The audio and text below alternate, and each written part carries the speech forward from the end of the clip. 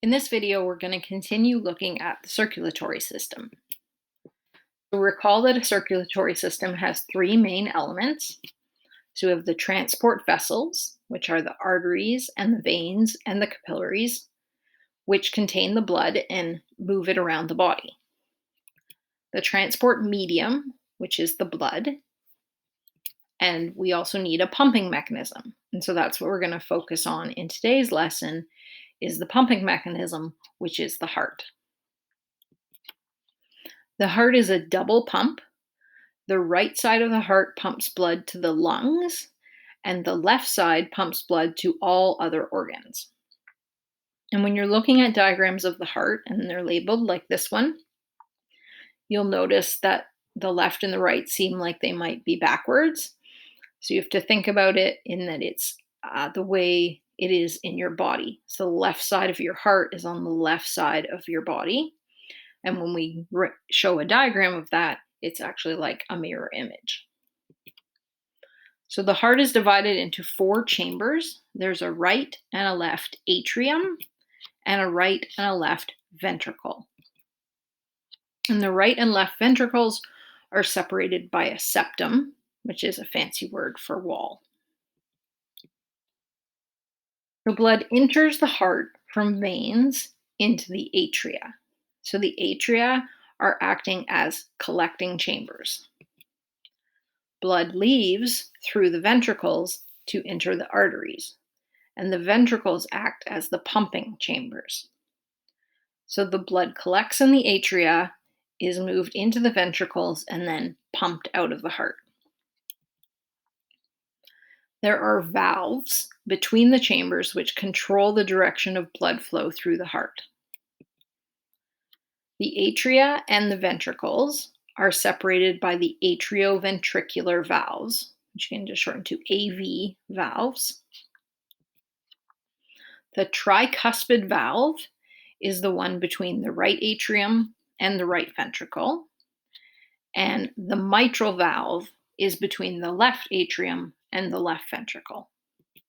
So tricuspid valve on this side, mitral valve on the other side, and they're both in between the atria and the ventricle. The ventricles and the arteries are separated by semilunar valves, which you can shorten to SL if you'd like. The pulmonary valve separates the right ventricle and the pulmonary artery, and the aortic valve separates the left ventricle and the aorta. Okay, so we have the pulmonary valve here, which is separating the right ventricle and the pulmonary artery, so blood that's headed to the lungs. And then the aortic valve on the other side is leading out into the aorta, which is leading to the rest of the body. If we look at the blood vessels coming into and out of the heart, and we've talked about these a little bit before. So we have the superior and inferior vena cava, which come from the rest of the body and enter the right atrium. They are carrying deoxygenated blood because they're coming from the body, so the body tissues have used up the oxygen. The pulmonary arteries leave the right ventricle and go to the lungs. They are also carrying deoxygenated blood because they're heading to the lungs to get more oxygen. The pulmonary veins come from the lungs and enter the left atrium. They're now carrying oxygenated blood because the blood has just been in the lungs. And then the aorta leaves the left ventricle and goes to the rest of the body, and it is also carrying oxygenated blood. So let's put all that together and look at the parts of the heart and the pathway that blood is going to flow through the heart. So you've got blood coming back from the body. Okay, so it doesn't have any oxygen. It's heading back into the heart. So it's coming back in through either the superior vena cava or the inferior vena cava, and it's going to collect in the right atrium. It's then going to move through the tricuspid valve, which is an atrioventricular valve, into the right ventricle. And the right ventricle is separated from the left ventricle by the septum, the wall in the middle. Okay, so the blood is in the right ventricle, then it's going to pass through the pulmonary valve, which is a semilunar valve, and that's going to take it out into the pulmonary artery. And then the pulmonary artery is going to take the blood to the lungs to get rid of carbon dioxide and pick up oxygen. When the blood comes back, it's now oxygenated, so coming back from the lungs in the pulmonary veins. When the blood comes back from the lungs, it gathers in the left atrium. It then moves through the mitral valve, which is atrioventricular, into the left ventricle. And then when the left ventricle pumps, it goes out the aortic valve to the to the aorta, and then out to the rest of the body. Okay, so that's the path that the blood takes. So now, how does the heart actually pump? So the walls of the heart are composed of cardiac muscle. The coronary arteries branch off the aorta, close to the aortic valve, and they're supplying the cardiac muscle with nutrients and oxygen. Okay, so the heart is surrounded really by the coronary arteries, which are feeding the muscle so that it can keep pumping. The sequence of actions that occur repeatedly in a beating heart is called the cardiac cycle. Contraction of the chambers of the heart is called systole, and relaxation of the chambers of the heart is called diastole. Okay, so those are fancy words. Systole means contracting, and diastole is when it's relaxing. Okay, so let's follow the cardiac cycle. So the atria collect blood from the veins. The right atrium is collecting blood from the vena cava, and the left atrium from the pulmonary vein. So when we're talking about this, we're sort of talking about both sides are pumping at the same time, which is what's happening, right? It's not that the blood is a continuous flow, so it's always happening. So the blood has collected in the atria. Then the walls of the atria are going to contract, and this is going to push the blood from the atria into the ventricles through the atrioventricular valves, which are open at this point. The semilunar valves are closed, so the blood then pools or it fills into the ventricles. So that was atrial systole. Contraction of the atria pushed the blood into the ventricles. Now the blood is in the ventricles. Now the walls of the ventricles are going to contract really powerfully, and the blood pressure rapidly rises within them, which causes the atrioventricular valves to close so that the blood isn't pushed backwards through the heart. And the semilunar valves open so the blood goes out of the heart. So this is what's called ventricular systole. Next, the blood is pumped out of the ventricles into the arteries, and at the same time that is happening, the atria are relaxing and beginning to refill with blood from the veins. So now we have relaxation of the atria, so this is called atrial diastole. Next, the ventricles relax, the blood pressure falls, and the semilunar valves close. This prevents the blood from flowing backwards again. So flowing back from the arteries back into the ventricles. So now the ventricles are relaxing, so this is called ventricular diastole. So we had the atria contracting, then the ventricle contracting, and then the atria relaxing, and then the ventricle relaxing. Once the ventricular pressure has dropped below the atrial pressure, the atrioventricular valves open and it starts all over again.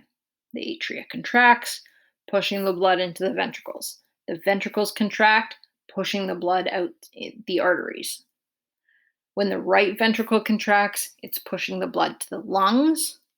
When the left ventricle contracts, it's pushing the blood to the rest of the body.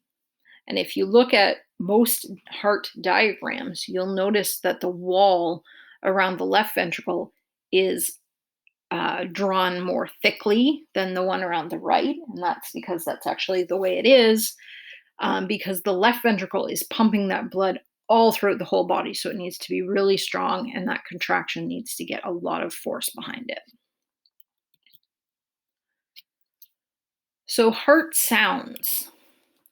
So, if you were to listen to your heart through a stethoscope, the heart kind of makes a lub dub sound. And those sounds are actually the sound of the valves slamming shut in the heart. The first heart sound, the lub, is a result of the atrioventricular valves closing as the ventricles contract.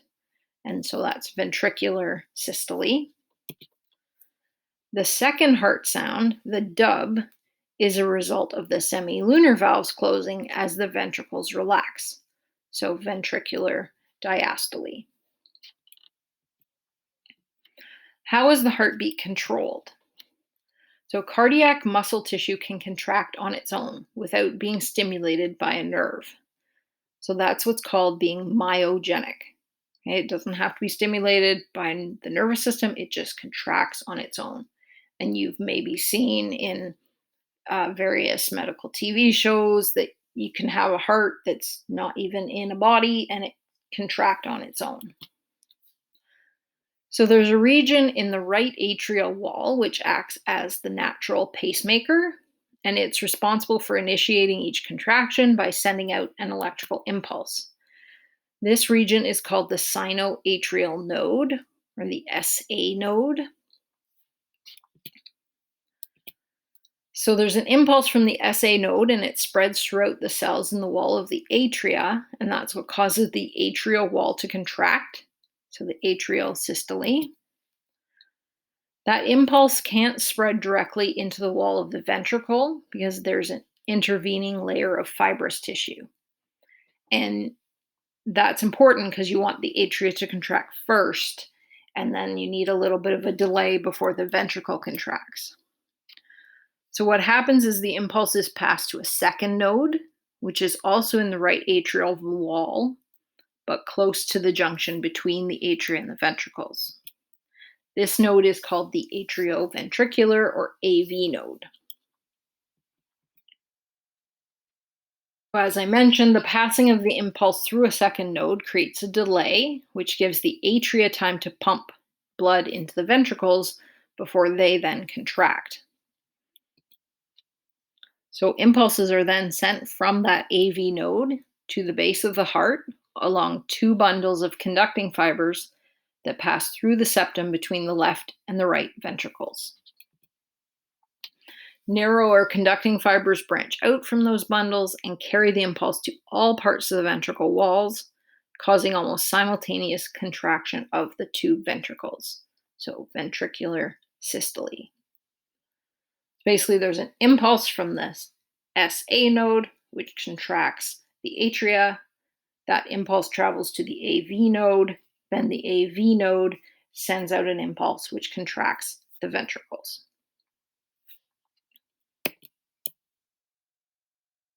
A natural pacemaker can be sped up or slowed down by signals from nerves and hormones. So we have a nerve called the vagus nerve, and it's carrying messages from the medulla oblongata in the brain.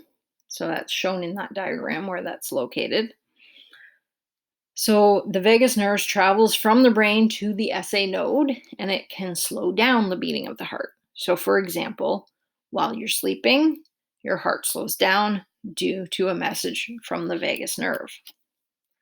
There is a sympathetic nerve that carries messages again from the medulla oblongata in the brain to the SA node to speed up the beating of the heart. So for example, during exercise.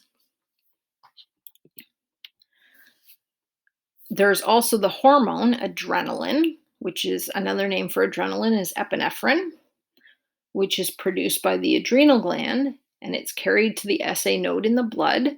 And when it gets there, it stimulates the SA node to speed up the beating of the heart, right? And so adrenaline is that fight or flight response, right? So whatever you're going to do when you're in that situation, you need your blood to be pumping and getting oxygen to all parts of your body.